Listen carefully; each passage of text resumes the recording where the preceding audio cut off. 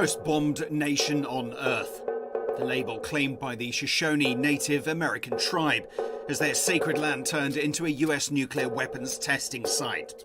And these things were conducted without our knowledge and under a culture of secrecy of the United States. And therein is the intent to commit genocide, because these things were developed without our consent. The weapons are tested upon us, and there are test series with specific goals to expose humans to radiation. And we are the victims of that.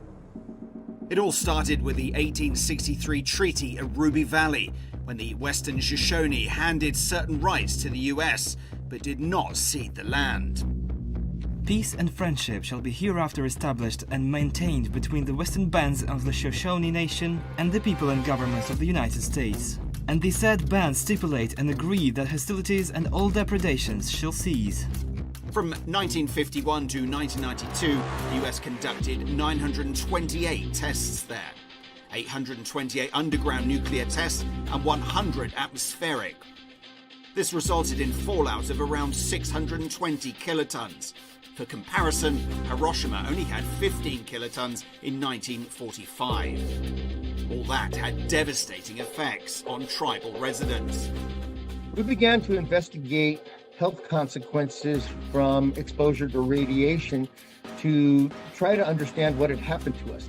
We had a significantly higher exposure to the radiation that led to those health consequences such as cancers, leukemias, autoimmune deficiencies. And what we began to understand is that there's a wide variety of illnesses, really strange illnesses known to be plausible from exposure to radiation, but we weren't getting any help. We were not getting any support. He says the Shoshone never agreed to nuclear weapon testing. But finding justice is a tough road, since the Shoshone people are on their own.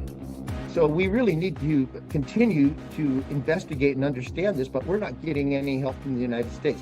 They're not investigating this because they're the perpetrators of these acts which are destroying the Shoshone people. The 1863 US treaty with the Western Shoshone people was meant to be a treaty of peace and friendship. But do you think it was?